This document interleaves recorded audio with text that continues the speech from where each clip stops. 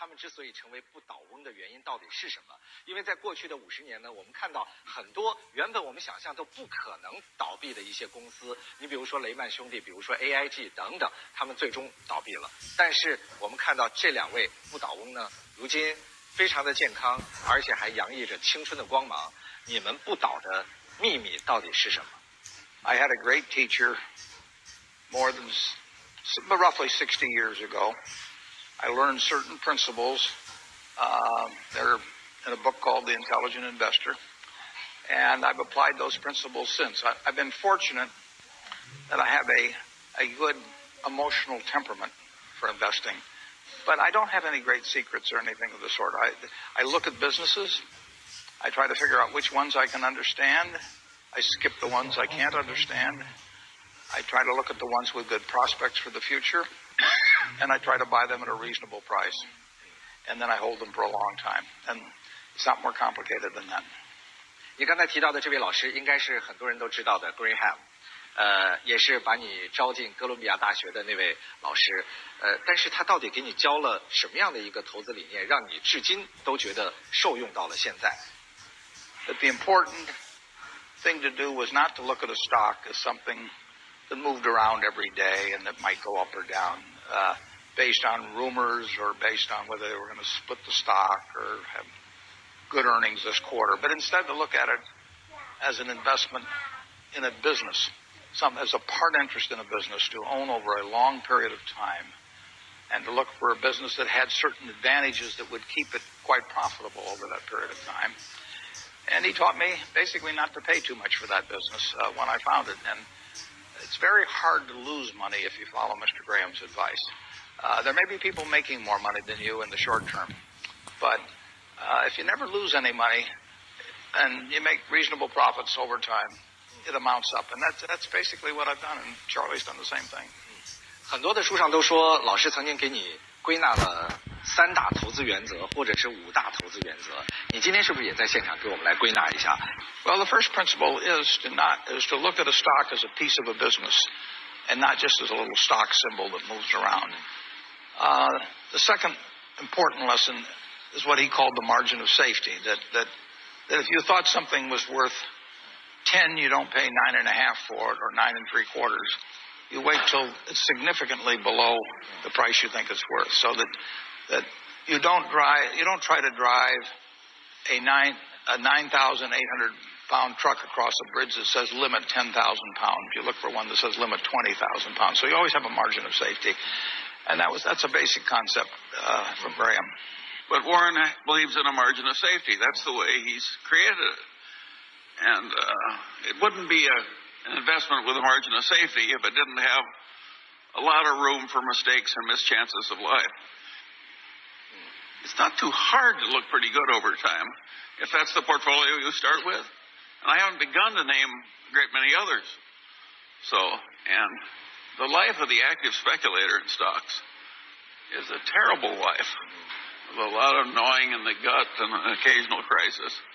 So I advise all of you people to copy us more.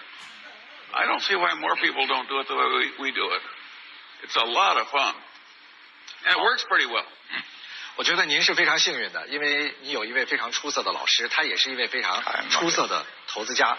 当然呢，这个幸运的原因还有一个，就是你身旁还有一位很出色的搭档芒格先生。Yeah, Charlie's my secret weapon.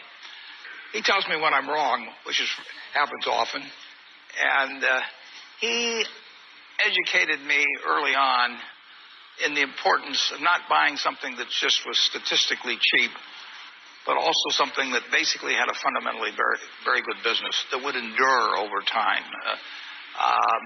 So I changed the application of Graham's philosophy somewhat after meeting Charlie and after having experiences in various businesses, so that we now look to buy a wonderful business at a fair price instead of a fair business at a wonderful price. Well, Warren is always too complimentary about me. Partly that's because he's smart enough to know there's no point in criticizing a subordinate unless you're going to fire him. We learned, both Charlie and I, particularly myself, I think, I've learned a lot just from operating businesses over time.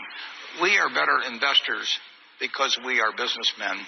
We're better businessmen because we are investors. We've sort of bridged those two activities together. So as we've operated businesses, we've learned what really creates value over time. 大家看到了，在50年当中，他们彼此信任的这一刻，都在我们舞台上展现了出来。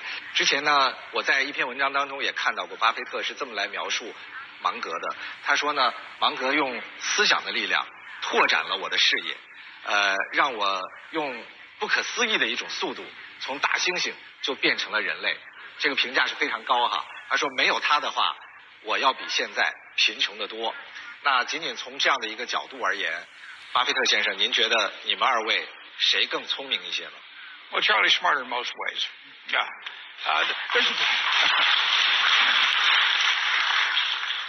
Charlie 的答案是什么？ Everybody's dumb about something. Warren particularly disapproves of my boat. You don't want to go sailing with Charlie. I turned Warren upside down once and he had to swim home. He's never forgotten that. He calls me Admiral Munger. Yeah. I don't go sailing with him anymore. Charlie, and to be candid about it, Charlie has a broader range of intelligence than I do. I have a more specialized intelligence, and that doesn't bother me. I mean, I can always ask Charlie the answer for something that's outside of my arena. I have focused more in a narrow area over my life than has Charlie. And I would like to point out, and I think this goes with several of my other friends too. It's not just a question of having a richer life in terms of money by the experience of having wonderful friends. You have a richer life as a person, and that's enormously important. 我们把这个难题交给比尔盖茨先生啊，你觉得他们两人谁靠自己的智慧扮演了一个更像不倒翁一样的角色？ Well, I wouldn't disagree with anything that either of them said. I've learned an incredible amount from both Warren and Charlie in a lot of different areas. And the thing I think is so special about both of them is that they continue to learn. I mean, here in China, they came to learn. They came to ask questions. And I love seeing how much they enjoy it. And they're both at the top of their game. They've never been better. And just to be around it, I learn a lot. There's really hardly anything as much fun as learning. I mean, it's nice at the end of the day to have some broader view or more insightful view of certain aspects of the world than when you started the day. And once you quit learning, you quit living. 除了这个不倒翁之外，今天我们还有一个玩偶哈，这个看起来可能有点像巴菲特，不过是10几岁时候的巴菲特。巴菲特先生从10几岁就开始买股票了哈，这个是他著名的一个理论，就是滚雪球。您一直都在强调，其实我们就是要寻找很湿的雪和很长的坡，但问题就在于说，我们到哪儿去找这种很湿的雪、很长的坡？您有什么样的心得体会？ Well, it is true that to accumulate significant money over time, it pays to have a very long hill. I was lucky. I got interested in investments when I was 7 years old and had read a great deal about them by the time I was 10 or 11 years old. And that's an advantage. If I'd started 10 or 15 years later, my hill would not have been as long. So you want to have a very long hill, which is a long life, and you want to be working with wet snow, which is investment opportunities. And, you know, every day I hope that snowball gets a little bigger. 每个人都希望自己的雪球变得越来越大。我们从您滚的几个雪球当中挑出3个雪球来啊，这个雪球就是你最爱的可口可乐，因为它让你在这上面挣了100多亿美元啊，所以赶紧多喝一口，促进它的消费啊。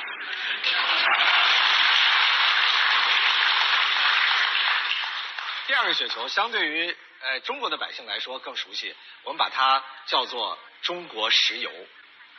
很多人在40多块钱的时候还在拼命买，但没有想到在这之前，巴菲特先生已经悄悄的撤了，而且也狂赚了30几亿美元啊。再一个雪球和比尔盖茨有关，这就是你们公司的那只股票。你觉得你最愿意挑哪一个雪球？先来告诉我们，你为什么会滚这个雪球？为什么不滚那个雪球 Well, they're all very good companies.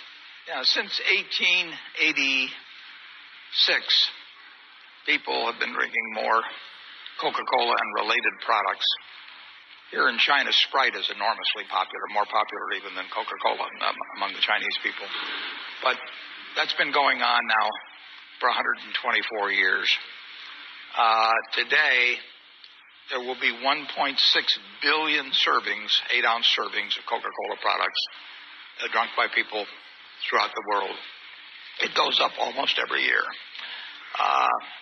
I don't think there's a substitute for it for most people. If I walk out of this door and say Coca-Cola to people, they know what I'm talking about, and that isn't going to change. 我觉得这可能是你一直强调的这个价值投资的一个理论啊。我们就拿可口可乐，你最爱的这个产品的这个公司股票来说呢，在89年到99年期间，这10年啊，这个股票涨了14倍。但是从99年到2009年的时候，它的市值基本上就没有增加。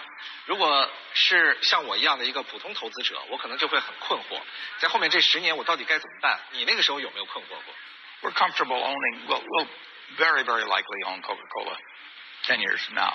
And we're very likely own BYD 10 years from now.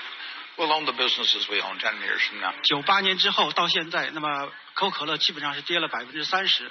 那么在长达11年的时间，那么损失了30%这样一个情况。那么也就是说，如果可口可乐这样的股票，在它高估的时候，是否值得长期投资？好，谢谢。4 times since I took over Berkshire Hathaway in 1965, Berkshire Hathaway stock has gone down 50%.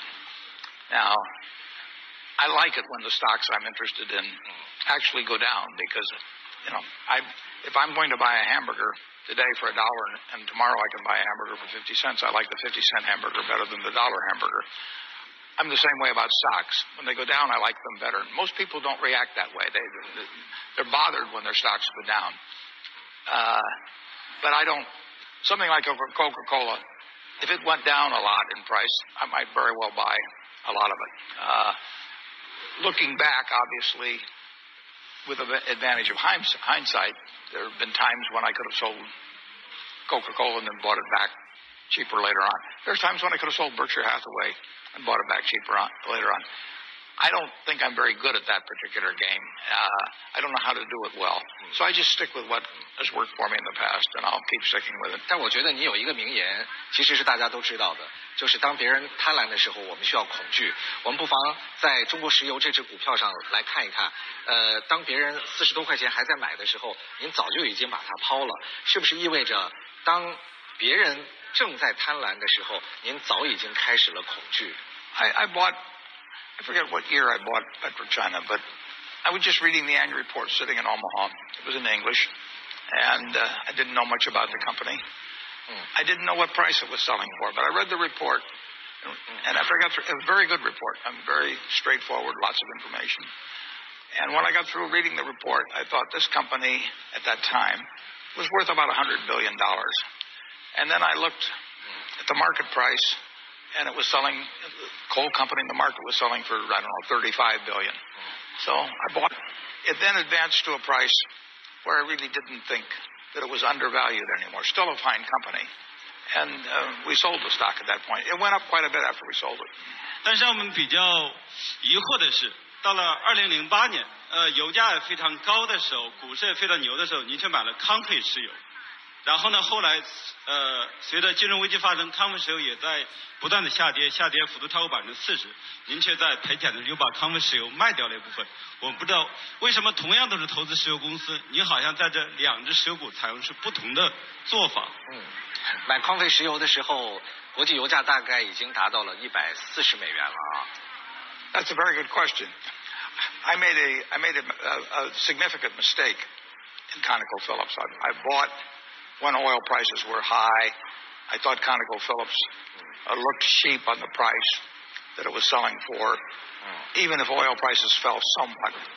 But I was wrong about oil prices. I was wrong about ConocoPhillips. And it cost Berkshire Hathaway a lot of money. And I did it all by myself. It didn't require any help. I will guarantee you that I will make a number of mistakes in the next 10 years. And we'll also do some things that work out correctly. But perfection is not given to anyone. And it's a mistake. It's a mistake go around and pretend that you never make any mistakes because you're going to make them. Charlie can probably comment on that. 那您介意不介意我再提出一个在我们很多人眼中可能是您犯下的一个错误？这个错误呢，就和比尔盖茨公司的股票有关系。因为微软公司的股票从86年到2000年，最高涨幅已经超过了500倍，但是这个雪球您从来碰都没有碰过，是不是？比尔盖茨先生说你千万别买我们公司的股票。No, Bill never gave me any advice on Microsoft stock, and it doesn't bother me at all that I didn't make a lot of money on Microsoft stock. Although I certainly, I knew Bill was extremely good at what he did. I met him in 1991. And I didn't feel I knew what the future of that industry looked like. And there are many things that I don't understand. I don't know what cocoa beans are going to do next year. I don't know what the price of cotton is going to do next year. I don't know what chemical company is going to do well. There are all kinds of things I don't know. I try to stick with things I know, and even then I get in trouble, like with ConocoPhillips. So it's very important, I think, to know your limitations, and no one knows them perfectly, but I do my best to stay away from things that I don't understand. And if I don't understand Microsoft, that doesn't really bother me. I mean, and when I say I don't understand it, I mean I don't know what 10 years from now it's going to look like. I know what Coca-Cola is going to, in a pretty good way, I know what Coca-Cola is going to look like. I know what our railroad's going to look like in 10 years. I don't know what Microsoft is going to look. That's not a negative view. It just means that it's beyond my competence. 比尔盖茨先生，您曾经给巴菲特推荐过你们公司的股票吗？ Warren is great at investing in the businesses that he has a model for. And that's meant that really there aren't these IT-type stocks that have ever fit that model. And I think that's very important. People who go into IT stocks should understand there's a lot of ones that fail completely. There's some that go up and down. It's a pretty tough game to pick them. Now for me, I was working at Microsoft, and so that's a very different thing. But it's actually, in some ways, kept it simple that Warren's not in the technology business. 你刚才说不懂的行业你不碰，比尔盖茨先生也说高科技的一些行业可能你也是不碰，但是你注意看一下，坐在比尔盖茨身旁的就是王传福先生，他们的比亚迪呢同样也是在高科技这个领域，而且电动汽车的未来在很多人的眼中可能也是一个具有不确定性的一个发展行业。那么为什么你不投微软，你愿意投比亚迪？你看清楚了他们的未来，你懂这个行业吗？ Yeah,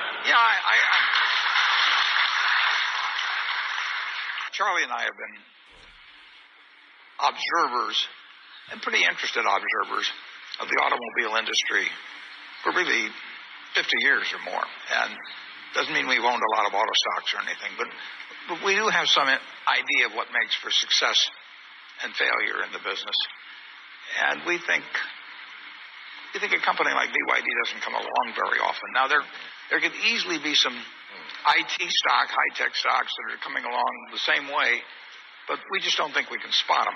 And we don't know what somebody else is doing at the same time. We don't know. 他们觉得你认定王传福先生很聪明，但是这个好像忽略了比尔盖茨先生也很聪明。你没有买他的股票是因为他不够聪明吗？ Right. 这个答案特别出乎意料啊！他竟然说是的。您生气吗，比尔盖茨先生？ Well, certainly the software business is a completely new business. The auto business is a business where there are success stories and there's an understanding of what the dynamics of that are. And, I think BYD is a great company. That's why I spent the last few days learning more about it. And I think it's, fits into a different category. And, it's great.